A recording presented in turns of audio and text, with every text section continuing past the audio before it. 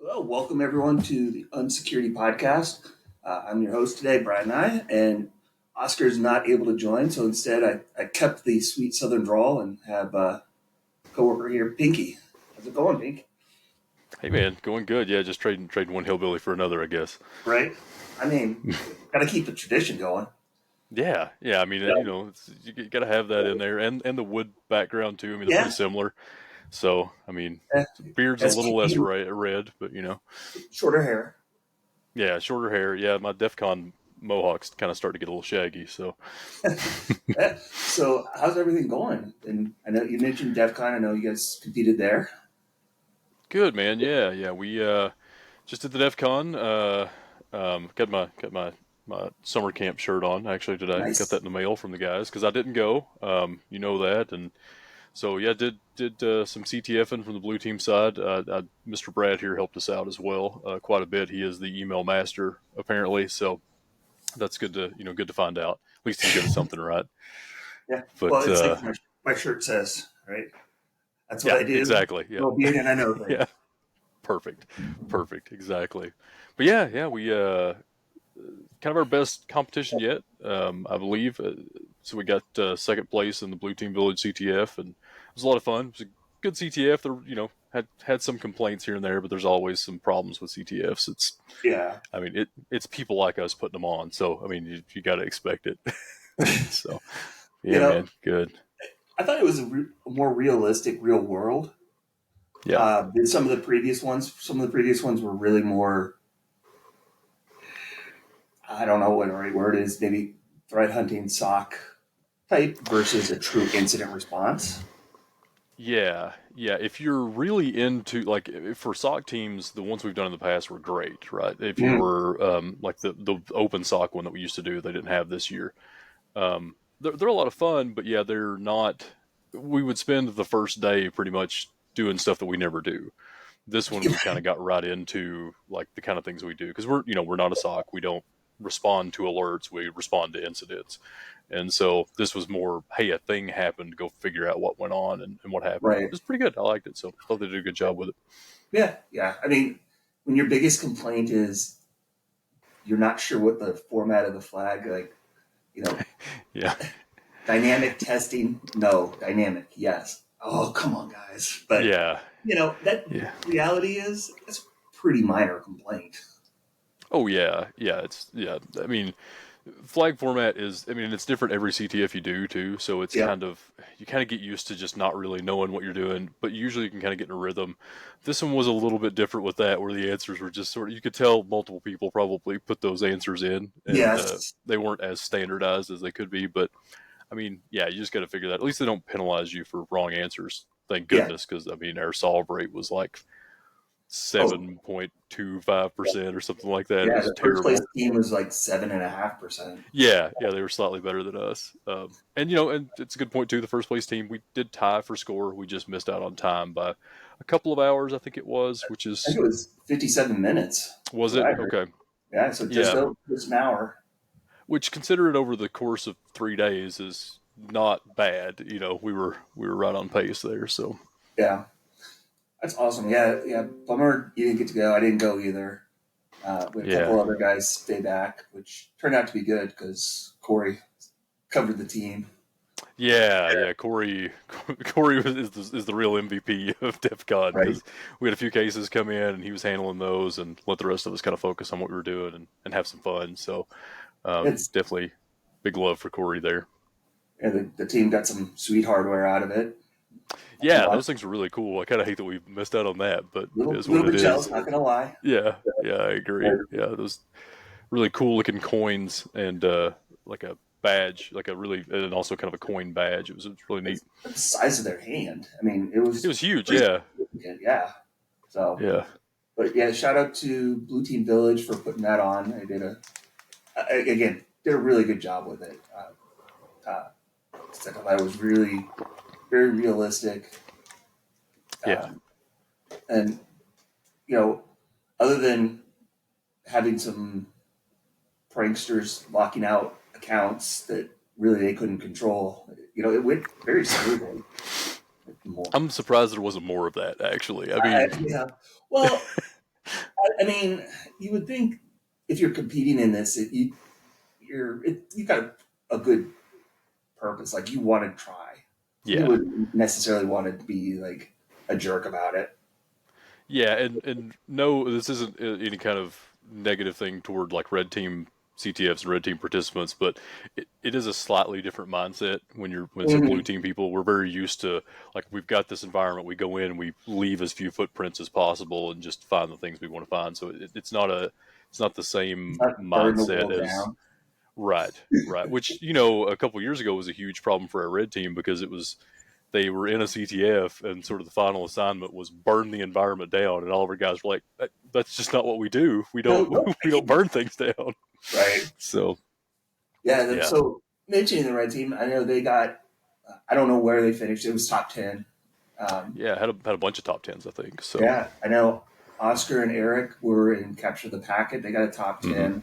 I don't know exactly where they finished. Biohacking Village, I think, got a top 10. think so too. Yeah, Um, gosh, there was like five or six top tens. I mean, it was really, really impressive. But yeah, the blue, I think, you know, I'll give the blue team all the props because I think they definitely had the best performance. yeah. Well, Not that I'm biased. yeah, I exactly. mean, But just a little bit. well, and I guess this was important. We didn't. I know I've been on here a few times, but I mean, just so everybody knows, I'm the blue team lead here, so that's why we're Yes. talking about this part of Little, it. little Um, bias there. yeah, exactly. But hashtag one team. We are Right. all one team, and Oh, man. yeah, and we all try to help each other out and things like that, right? I'm sure Yeah. some of the red team guys were walking over and saying, "Hey, have you looked at this or whatever on Oh, something?" for And sure. And um, not yeah, to, there's a lot to of split focus this year too. I think it was one thing. mm, There were a lot of CTFs going on. I know where like our yes. Discord channel was just tons of different I was CTFs like, everybody was in. what is happening? Yeah, But no, and not to take anything away from the red team. There's no chance I could do what they do. no, Right? Like yeah, no, if you put me on a red team CTF, I'm like I might get double digit points. yeah, same, Right? Like same. I mean, it's it's just a not very our. different world. Yep. Yeah. So um, what was I going to say? So we had a bunch of people there. Do you know how many people actually ended up going? For some reason, I want to say it was like 29. Yeah, it Um, was a huge number. It's a great time for them. I'm glad they were able to get together. COVID had kind yeah, of put a kibosh on it for a couple of years. Last year they went, but a bunch of people got sick. So this year I haven't heard any sicknesses. So that's yeah, it was half of us got sick that yeah, went last year. Because I was trying to, that's what I was thinking back on the numbers. Because Eric, we talked about that a little bit on the Hacklebox last week. yeah. I think he was saying it was 19 people last year went, and then this year I wanted to say it was 29. So, Wow, and they came back healthier this year. So that's that's good news. yeah, that's a Yeah, win. That yeah, might be even more impressive than all the top tens. I agree. Yeah, it's. I mean, you're talking a conference with I don't know, Tens of thousands of 30,000 people. people or Yeah, something like that. Yeah. So it's pretty but easy a lot of plane flights, it's real easy to pick something up on the way. yeah. So that's very cool. We could talk Yeah. forever on that, but there's plenty of other things to talk about. So let's talk about what you're doing. What are you working on? You got some pretty cool I'm just, projects going on. just building a house. No.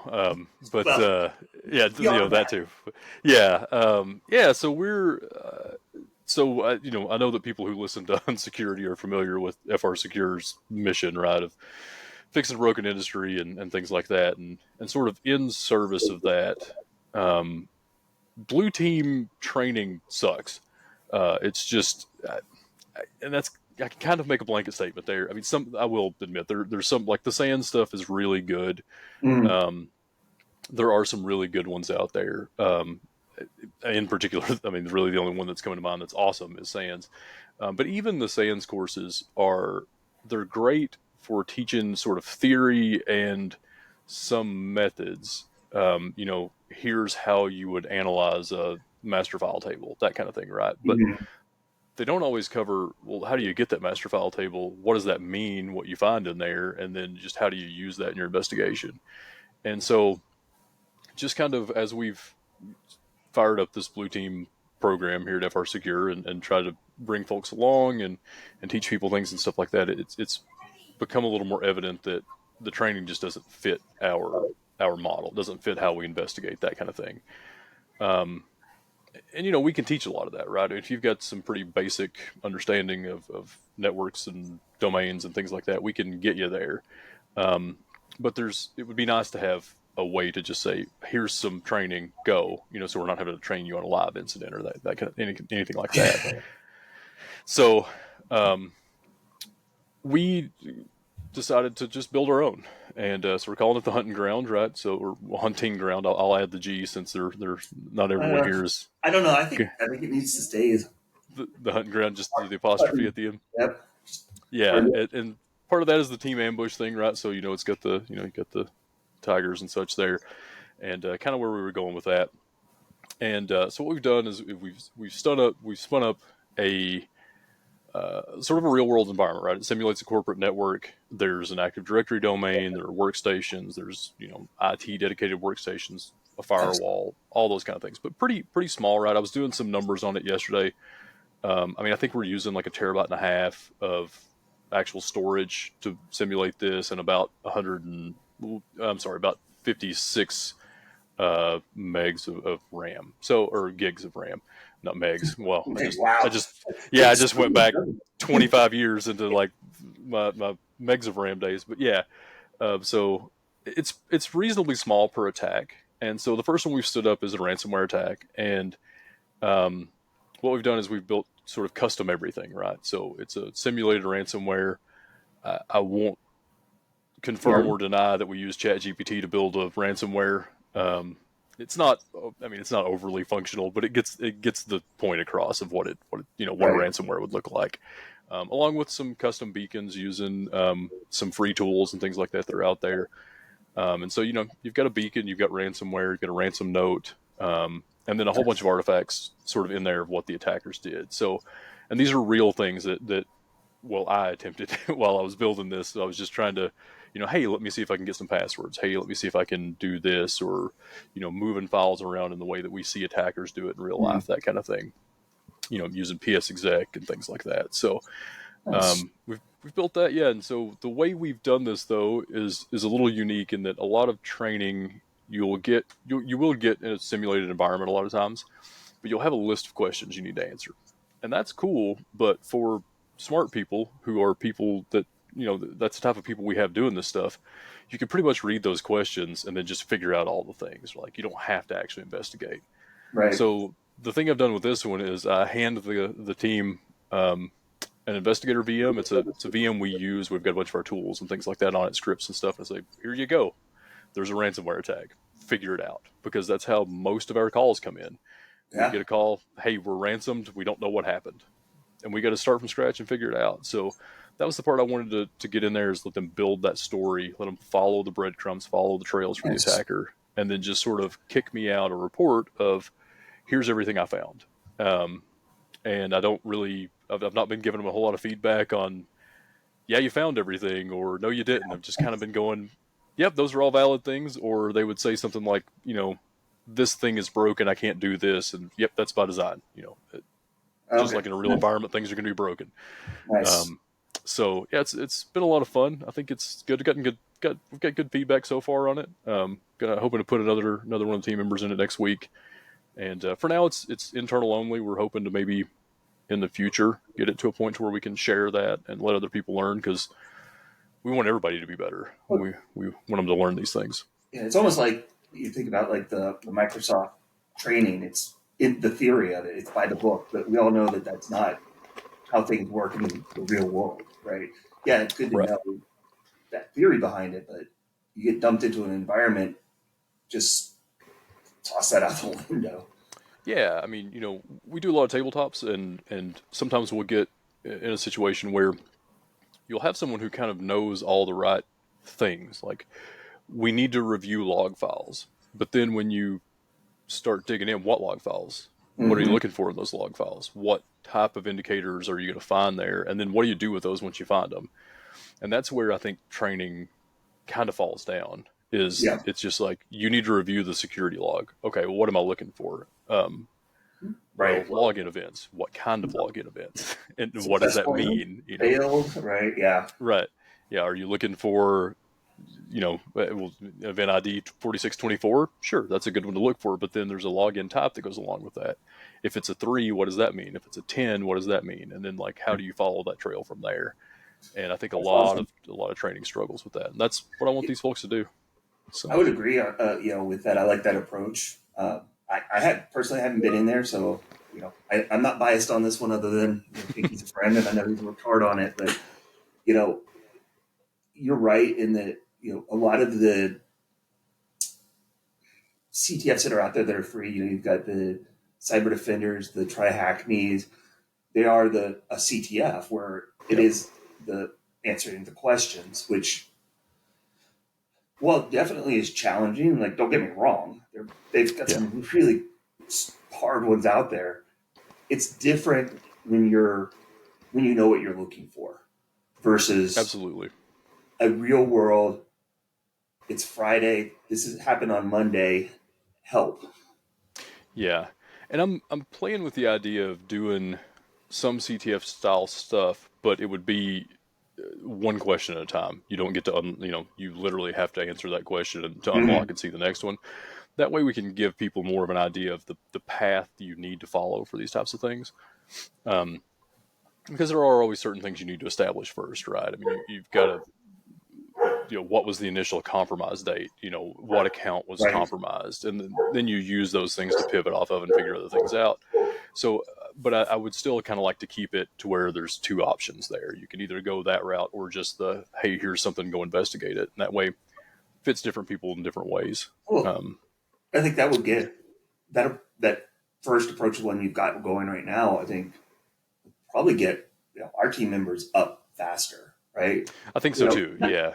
not just keeping the guys sharp, but new people. What do you do in the first? You get hired, you watch, Yep. and Yeah. and Exactly. incident response is so reactionary and so ebb Yeah. and flow. It might be 3 weeks before something comes in, and then five things come in at once, and now you're trying to go, huh? Yeah. Yeah. Exactly. Luckily, well, I don't know if this is lucky or not, but at the moment we don't have any brand new folks on the team, so that's okay. But I've been telling the guys like, there's just too many little things popping off. Ton of Microsoft 0 days over the last year, ton The of net scalers. the NetScaler, the Avanti thing, like all of these things. And I mean, you've been around long enough, when that stuff starts to build up over the summer, it makes for a really interesting fall and winter. And Yeah, so I'm yeah. expecting it to get rowdy in the next little bit. Well, it's holiday season is when it's going to hit, Yep. right? We're going to start seeing it probably November, December. November, Yep. mid November is my guess. Is we're going to start seeing things really start to go. Although, Absolutely. And we always get a little bit of a slow summer. I mean, it just is what it is. We kind of joke, but I think it's probably accurate that the attackers take a little bit of a break in the summer. It seems like they have vacation and that kind of thing. I mean, they're working a job just like us. It's just a slightly less honest job. And so just having something like this that we can play with and get guys up to speed and sharpen the swords, as we like to say, in the summertime. Because on any team, you're going to have some folks who are better at ransomware attacks than they are email compromise attacks, and some that are better at email than they are ransomware. And so this right? way, we can use that time to bring everybody up. And one of the really neat things that we've kind of got going for us in this is, I mean, I don't care to share anything. It's just kind of how we roll here. But one of the back end pieces we're using is the MITRE Caldera tool. So Caldera is it's like a C2 framework, but it's meant for things like purple teaming and things like Oh, that. So you okay. can test. But one of the cool things you can do there is build out like APT profiles. And so if there's a new group that pops up next week, and there's a list of TTPs and things like that for them, we can go in there and build that out and just simulate an attack from them. And That's so pretty cool. that's what we're really, for an internal use, that's what we're really hoping to use it for is things like the NetScaler thing, right? If we know that's group X and they tend to use PSExec, web shells, and whatever else, right? We can go in there, simulate that, and say, okay, this is kind of what an attack from them would look like. Learn how to investigate it. That way, when that call comes in Friday or Christmas Eve or whatever it is, you're Not not going to learning be on the struggling to fly. figure it out. Yeah, exactly. That's really cool. I think that's a very cool initiative. I'm glad you've been able to. You spent a lot of time working on it, so Yeah, thanks. I'm pumped about it. I think it's a good thing. I think it'll be it's a lot of fun for me too, right? I mean, it actually lets me play with some red team stuff that I don't normally get to do because I'm getting to play the attacker. Yeah. Um, and and as always, right, there's gonna be some Easter eggs in there. There's some fun things for people to find, and unfortunately, none of the guys have found any of the really fun ones yet. So we'll see if that happens. But and to be fair, they're probably only fun for me. I mean, like I use some references to things that I enjoy in there. I don't want to give away too much because I know some of the guys listen, and not all of them have been through it yet. But Like, woohoo. uh, yeah, like, oh yeah, we got a flag just because we know that Pinky likes this thing. So yeah, a lot of fun though. But yeah, hoping to get it rolling. Eventually, we'd like to have 3 or 4 scenarios at any given time that we can just spin up and roll with. That way, if somebody on consulting team or something like that just says, "Hey, I've got some time. I want to play around and learn how this works." Boom, let you go. Nice. But that's why I was figuring out numbers yesterday. I'm trying to figure out how much hardware we need, how much Mm, this and that kind of thing. So, but yeah, a lot of fun, a lot of cool things going on there. Pretty excited about it. very cool. Awesome. Well, let's talk. We got one news story. We got, and I want to leave plenty of time for this because I know you said you have some thoughts on it. So Yeah, I have I will make sure opinions. we get a link out. But the headline is Criminals Go Full Viking on Cloud Nordic, wipe all servers and customer data. IT outfit says it can't and won't pay ransomware demand. So, Yeah, I whoops. mean, yeah, big whoops. I mean, good on them for not paying the ransomware demand, but I don't. There's just a lot here, right? So first thing is that article you sent me on this was the most British thing I've ever read in my entire Oh, life. it's from the register. It's the great. Yeah, They yeah. I have the just greatest writers. I just felt like I needed some tea after reading that. It was really funny. I'm like, this is great. This is just beautiful. It sounds like it was it's a Monty Python skit. Mm-hmm. Um, but the big thing in that article that got me right was all backups were destroyed. This is a major cloud provider, Yeah. and they don't have any air gap backups. We've been yelling about this forever and a day. I mean, it's just at this point I feel bad saying it again because it's like have air gap backups. I mean, Right. it's just really not that difficult. We did it No. for 30 years with tapes. Just do it again. I mean, just Right. have a copy offline. It's just not that expensive, and it'll save your butt in these situations. Yeah. And I so I'm mean, curious if you caught the other part in there that got my attention. let's see. See if you can spot it. They're saying that Another there was no evidence of data yeah, breach. No. Yeah. yeah. That was the one that got me as well. Yep. Yeah. It was. We say no signs of large amounts of data have been attempted to be copied out. Mm. Cool, good thing to check, right? I mean, that's Yeah. so obviously if you're concerned Yeah. about exfil, you should check your egress traffic and see if a large amount of data left your network. That is something that we always encourage and we Yeah. always try to do in an investigation. The problem is almost no one monitors their egress traffic, at least not at that level. Yeah. And so, and also, how far back did their logs go? Were they shipping those logs off? Because you tell me that you're a big cloud provider and you don't have offline backups, I'm going to question how much you're doing in other ways, right? And maybe they were doing great. Maybe this is a legitimate statement, and I hope it was. I really do for the people Right. who were impacted by this. I don't want anybody hurt, but how many times do we see this? No evidence of exfiltration. Right. Well, sure, no evidence of exfiltration is Does a not much mean there's different proof statement. there was not. Right, that's all that means. It's a legal term, and we've fought against this forever. I've talked about it before. I'm pretty sure there was a speech given at a conference a while back, particularly about us. I happened to see who was given the speech, and it was someone we dealt with on this very issue. And I don't care. I'm not embarrassed by No. someone using me as an example of bad in their words, but um, we see that all the time, right? Well, you can't prove that there was exfiltration. Well, no, we can't, and very rarely can you. Right. Um, if you, so I had a conversation with a family member about this weekend, and I think it was probably the wrong move on my part. I've got to be better about my filter. But they were telling me about how they got a notification that their data was involved in a breach, and I just kind of went, "Yeah, it happens every day. You just don't hear about it because there was Right. no reason for the lawyers to tell you." Mm-hmm. And I think that rattled her a little bit, and I apologize. But it is what it is. Like, it's just they're the only time you get notified is when there's definitive proof that it happened, Right. or it's like HIPAA, something like that, where it's just there's a much lower bar to clear for Right. that.